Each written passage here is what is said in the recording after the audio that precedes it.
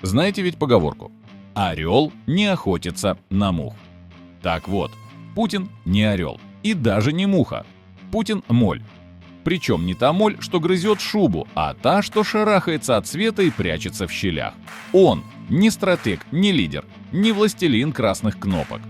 Он – моль, засевшая в углу истории, сущая от страха и нападающая только на тех, кто не может ответить.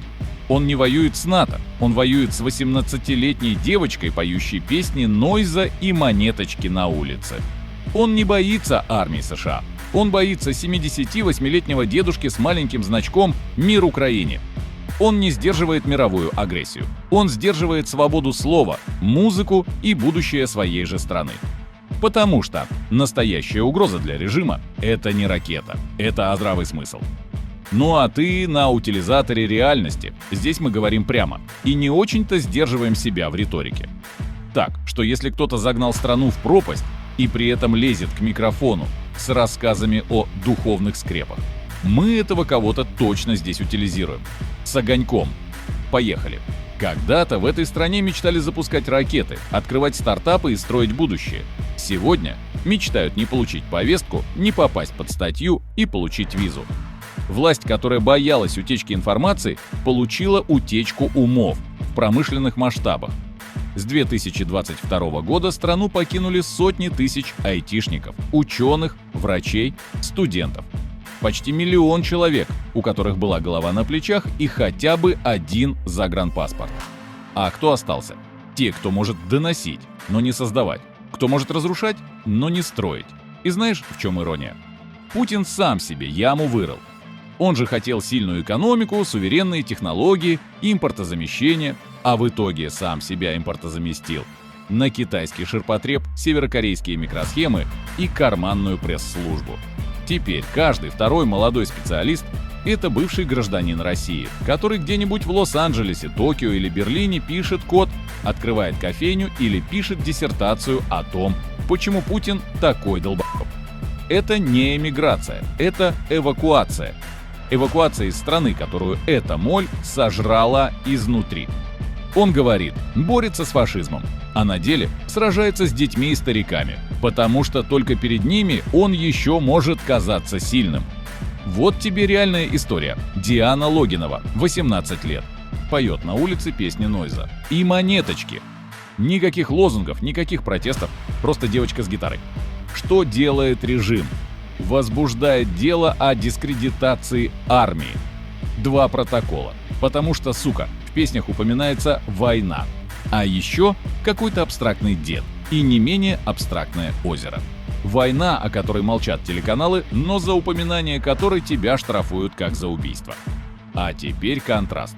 Михаил Пушницкий, 78 лет, ветеран. Пенсионер, на нем значок, желто-синий флажок и надпись «Мир Украине».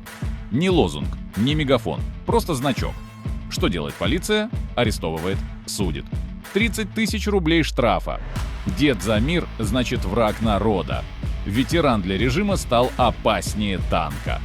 Серьезно, Володя, ты совсем ебанулся?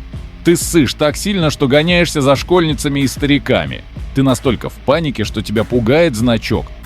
Какая тебе, блядь, Украина? Какое, блядь, НАТО? Какие красные кнопки? Ты воюешь с теми, кто тебе не может ответить. Именно поэтому ты не орел. Ты моль, сука. Моль, ползающая по полу, пока в доме темно. Пока никто не видит. В России давно отменили веру, но не отменили религию. Теперь вместо креста – пульт. Вместо Евангелия – ток-шоу 60 минут. И каждое утро миллионы людей совершают ритуал. Включают телевизор и ждут, пока им объяснят, кто сегодня враг и за что именно его надо ненавидеть. Им рассказывают, что в Европе гей-парады, что Америка – ад, что Украина – искусственно созданная Лениным страна. И эти люди кивают, потому что думать самим страшнее, чем умереть. Путин создал самую эффективную секту в истории с миллионами добровольных заложников, которые сами платят за собственное промывание мозгов. Ирония в том, что если завтра телевизор замолчит, половина страны просто не поймет, кто она и где живет. Им нужен враг, нужен страх, нужна ложь, иначе они увидят правду. А правда страшная. Все, что они считали родиной, давно реклама. И вот он такой сидит где-то в очередном своем бункере, в окружении свиты, которая кивает своими гривами, как китайские игрушки на торпеде у таксиста. Говорит про красные кнопки, про НАТО, про многовекторные угрозы. Внимание, вопрос. Кто-нибудь вообще видел это НАТО? Нет. Зато вот тебе Диана с гитарой. Ее видели. Вот тебе дед со значком. Его тоже. И с ними он воюет. Не с альянсами, не с армиями, а с песнями и значками. Вот тебе и вся его стратегия. Вместо экономики – паранойя. Вместо союзов – бункер. Вместо реформ – очередное «если что, то мы всем покажем». Он говорит «нас окружают». Дятел, да ты сам себя окружил. Ты построил стены, закрыл интернет, удалил культуру, запретил все, что не лижет тебе сапог.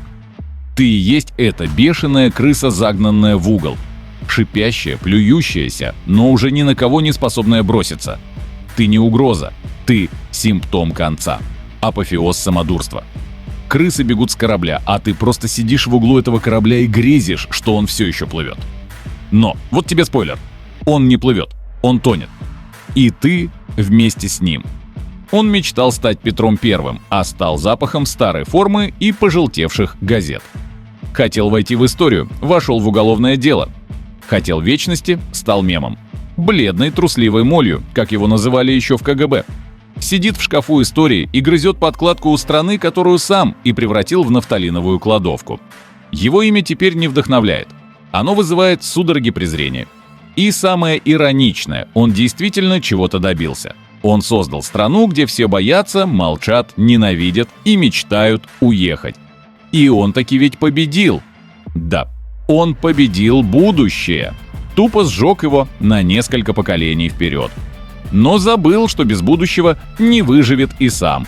И теперь он сидит в темноте, слушает собственные бредни про вставание с колен и боится включить свет, чтобы не увидеть, что от страны остались только обглоданные рукава. Что Россия имеет по итогу? В каком образе этот величайший геостратег и геополитик войдет в учебники истории? Путин не победил Запад. Он победил здравый смысл.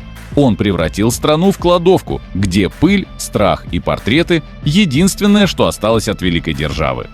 Он уничтожил будущее, потому что будущее его пугает. Потому что там молодые, свободные, умные, а таких моль не переваривает. У нее на них аллергия. И теперь она, эта моль, шипит из своего бункера, пугает всех ядерными ударами и угрозой НАТО, хотя по факту боится всего, даже песен, значков и света.